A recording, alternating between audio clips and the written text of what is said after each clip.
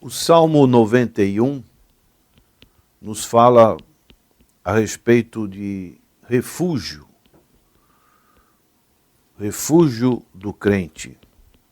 Este salmo tem um pano de fundo que é um poema e parece ser, fala da guerra com suas ameaças de batalha e das pragas entre os soldados. Em face das duras realidades da guerra, Deus, nesse salmo, é retratado como uma espécie de ave-mãe compassiva que protege os seus filhotes. Aqui encontramos a segurança do crente sobre a proteção de Deus.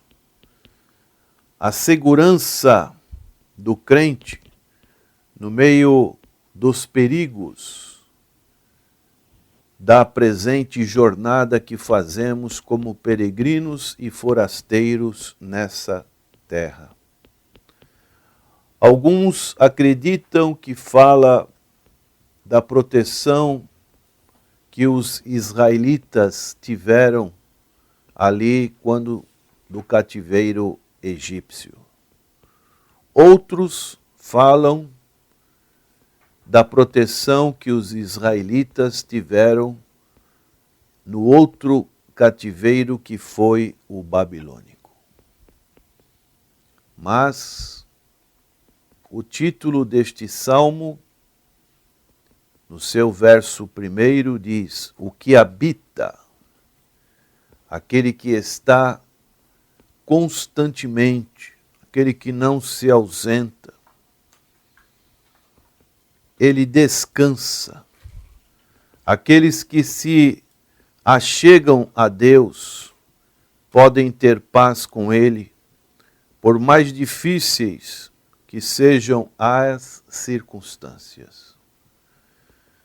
Como tem sido a sua vida, prezado ouvinte? Você tem colocado Deus na sua vida?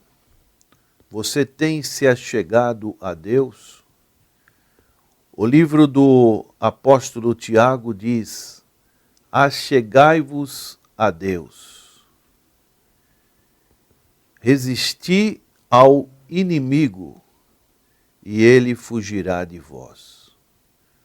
Como podemos observar que nos dias modernos, atuais, as pessoas quase não têm tempo para Deus. Fazem muitos planos, mas colocam Deus numa opção secundária. Apenas quando passam por grandes turbulências da vida, grandes tempestades, como, por exemplo, uma dificuldade de rompimento na família, uma perda na família, uma doença inesperada, um revés material, aí a pessoa começa a pensar em Deus. Vê que não tem nenhuma solução em suas vidas. Já tentaram de tudo e agora se recorrem a Deus. Mas não devemos recorrer a Deus somente nos momentos aflitivos. Como diz o apóstolo Tiago, devemos nos achegar a Deus. E este salmo, ele fala sobre isso. Este versículo inicial, ele é o tema do salmo inteiro. O que habita, consequentemente, ele descansa. Aqueles que se achegam a Deus podem ter paz com Ele, por mais difíceis que sejam as circunstâncias. Esse é o verdadeiro refúgio do crente. O grande pregador Moody, americano, conta-se que certa vez ele se colocou debaixo de um guarda-chuva de um homem para proteger da chuva, e ele disse para aquele homem: nós nos abrigamos da chuva sob a proteção deste guarda-chuva. E o Senhor tem proteção para a alma nos temporais da vida? Aí está essa grande indagação. Você, prezado ouvinte, tem essa proteção? Está sempre quando o tempo vai mudar, assim como você tem a proteção do seu guarda-chuva para não se molhar, você tem a proteção de Deus na sua vida? Este salmo fala sobre este refúgio.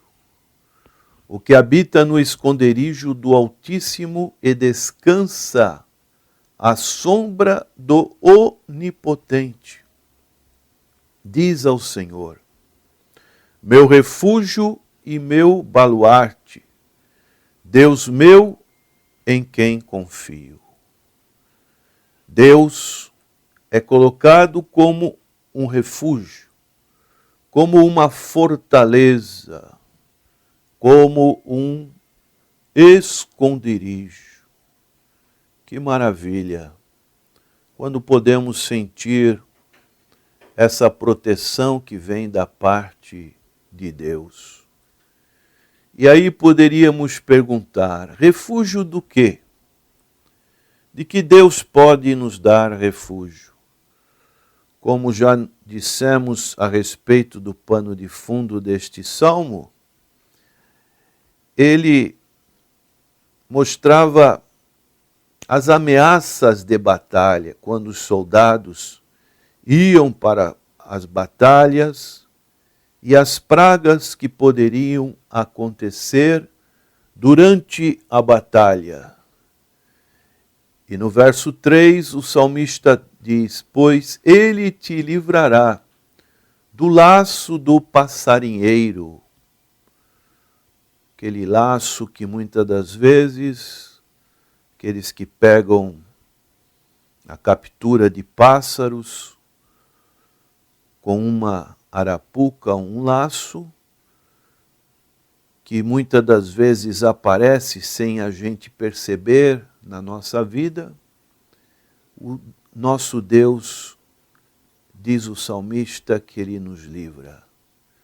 E da peste perniciosa, acontecimentos tão complexos como estamos presenciando nos noticiários diários, como esse mal chamado Zika,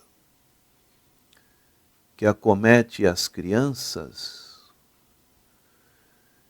Então, são situações em que nós precisamos contar com a proteção de Deus. E aqui no verso 4, nos mostra o salmista falando de Deus como essa ave-mãe que dá proteção. Cobrir-te-á com as suas penas, e sob suas asas estarás seguro. A sua verdade é pavês e escudo. Palavra pavês significa um escudo pequeno. Não te assustará do terror noturno, nem da seta que voa de dia, nem da peste que se propaga nas trevas, nem da mortandade que assola ao meio-dia. Caiam 1000 ao teu lado e 10.000 à tua direita, tu não serás atingido. Somente com os teus olhos contemplarás e verás o castigo dos ímpios. Então, vários refúgios que são relatados aqui na palavra do Senhor, pragas, setas, pestilências, destruição que assola ao meio-dia, circunstâncias na nossa vida que nós precisamos estar debaixo da proteção do nosso Deus. Quando precisamos deste refúgio? O que você acha, prezado ouvinte? É um refúgio constante, em todas as horas, em todos os momentos, em todas as circunstâncias da vida. Os filhos de Israel, eles tinham esse refúgio em Deus. Das pragas do Egito, os filhos de Judá, quando foram perseguidos por Senaqueribe, o imperador, o rei da Síria, o Senhor protegeu os filhos de Judá. Para quem esse refúgio? É para aqueles que confiam em Deus. Você precisa confiar em Deus. O verso 2 diz: meu refúgio e meu baluarte, Deus meu em quem confio. Algo pessoal, algo que você precisa experimentar. Uma experiência que somente individualmente nós podemos ter. Ninguém pode ter por nós, mas nós precisamos ter essa experiência da parte pessoal, individual. Aí no verso 10, o salmista diz: nenhum mal te sucederá, praga nenhuma chegará à tua tenda, porque aos seus anjos dará ordens a teu respeito para que te guardem em todos os teus caminhos. Eles te sustentarão nas suas mãos para que não tropeçares nenhuma pedra. Então aqui nós vemos a proteção da parte de Deus. Deus com frequência cumpre a sua vontade através de seus auxiliares espirituais, que são os anjos. Porque aos seus anjos dará ordem a teu respeito, para que te guardem todos os teus caminhos. E no verso 12, nós vemos essa palavra que foi utilizada pelo inimigo, Satanás, quando da tentação do Senhor Jesus no deserto, conforme Mateus capítulo 4, verso 6. Tentando o Senhor Jesus assaltar do pináculo do templo. O alvo de Satanás era transformar a fé em presunção. Mas o Senhor não deu ouvidos. Então somente Deus pode nos sustentar com as suas mãos, para que não tropeces em alguma pedra. Para o crente vencedor, é a continuação deste Salmo 91, No seu verso 13, nós vemos a vitória sobre o mal. Pisarás o leão e a áspide. Calcarás aos pés o leãozinho e a serpente. Vitória de libertação. Verso 14 diz, porque a mim se apegou com amor, eu o livrarei. Vitória de santificação. Poloei a salvo, porque conhece o meu nome. Como diz o Salmo 23, o Senhor é o meu pastor, nada me faltará. São experiências profundas, pessoais, que nós podemos ter com Deus. Vitória na oração, Ele me invocará e eu lhe responderei. Aleluia. Pessoas que se consagram a Deus, que estão sempre em comunhão com Deus. E aqui essa grande afirmação que o Senhor responde. Vitória da presença. Na sua angústia eu estarei com ele. Livrá-lo-ei e o glorificarei. Aleluia. A presença marcante de Deus. E por fim, a vitória da longevidade. Diz o salmista no verso 16, saciá-lo-ei com longevidade. Significa comprimento de dias.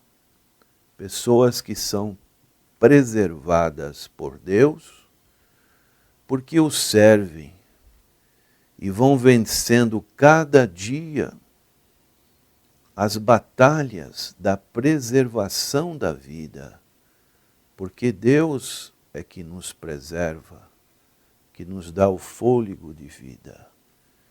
E por último, a vitória da salvação.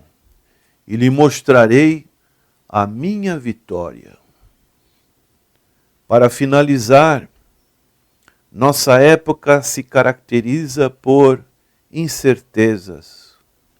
Nossa época se caracteriza por insegurança, guerras, rivalidades, fome, desespero, crimes, crueldade, pestes, doenças.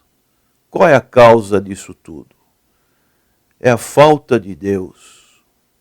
A falta de Deus na vida das pessoas. E o apóstolo Paulo, ele falando na sua epístola aos Colossenses, no capítulo 3, no verso 11, ele diz, no qual não pode haver grego nem judeu, circuncisão nem incircuncisão, bárbaro, cita, escravo, livre. Porém, Cristo é tudo em todos. Cristo é tudo em todas as coisas. Que coisas?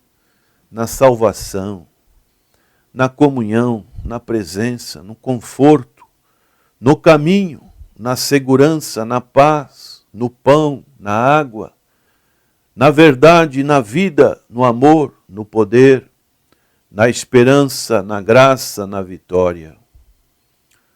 Os homens precisam tirar os olhos das dificuldades, como aconteceu com Pedro, quando o Senhor Jesus apareceu andando sobre as águas do mar da Galileia. Os discípulos ficaram apavorados. É um fantasma. Mas a característica daquele andarilho sobre as águas lembrava o Senhor Jesus Cristo. E Pedro tomando a iniciativa, disse: Senhor, se és tu mesmo, faça com que eu também caminhe sobre essas águas. E Pedro foi caminhando. Mas chegou uma hora que ele sentiu o vento, sentiu as ondas daquela lagoa de Genezaré, e ele foi afundando no mar. E, dessa maneira, o Senhor Jesus teve que socorrê-lo. Talvez você esteja nesse dia como Pedro.